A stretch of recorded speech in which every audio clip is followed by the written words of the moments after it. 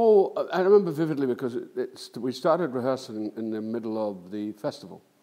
And it was ostensibly though I'd done a couple of televisions and I'd worked at Dundee, but it was ostensibly my first job after leaving drama school.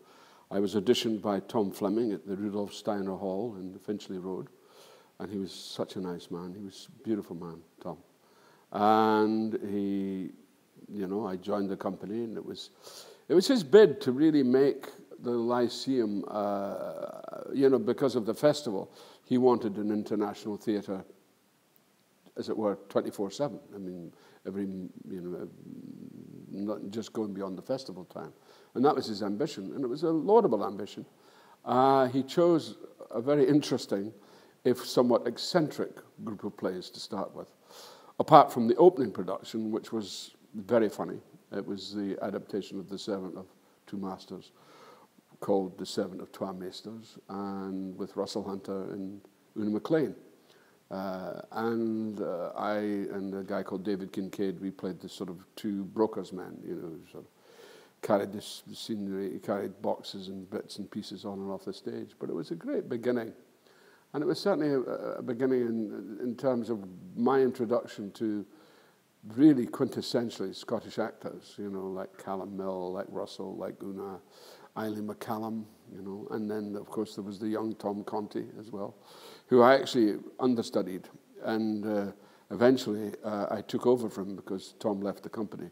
But I couldn't wear any of his clothes because he was monstrously thin. In fact, I could barely get my wrist in his oxter. It wouldn't fit. The jacket was so small. In fact, I tore it. I wasn't very popular with the wardrobe department as a result. But no, it was great, really great. Well, the memories are usually of disasters. I did a play called Rumpelstiltskin, and for some ridiculous reason, we decided to perform on New Year's Day. Well, I was a wee bit 2 sheets short of the whatnot on New Year's Day, and somewhat hungover. And I was playing a white witch, and I had this costume that made me look like a Michelin X-man. And the costumes the designs were, we had a brilliant designer called Farah. His real name is Abdel Ekadar Farah. He was Moroccan. And he actually came from Stratford, and he was a student of Michel Saint-Denis. And, I mean, Tom had gathered the most extraordinary people. Anyway, he did this show. It was written by David Kane, a young Scottish guy who was at the drama school. And I was trying to get my makeup on, and I fell over. And I lay there for the whole day. So there were -1 witch. But I was also doubling as a Dalek.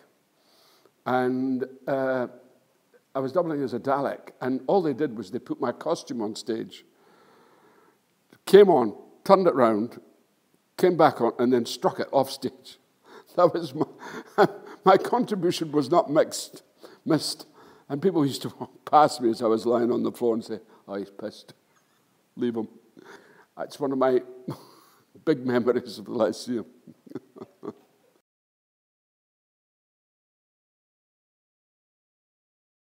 Well, it's the theatre itself is a Matcham Theatre. It's a beautiful theatre. It became very troubled towards the end of the reign. I mean, the Lyceum was a great source of sadness to Tom Fleming, because he was no longer the director and somebody else took over. Clive Perry took over. But then Clive Perry gave rise to the career of Richard Eyre, Bill Bryden. So it was already in motion, and it looked as if it was going to be around for some time to come, and certainly my reassociation started in the early 90s with the wonderful and sadly missed Kenny Ireland, who is, to my mind, very much, because he started the Young Lyceum.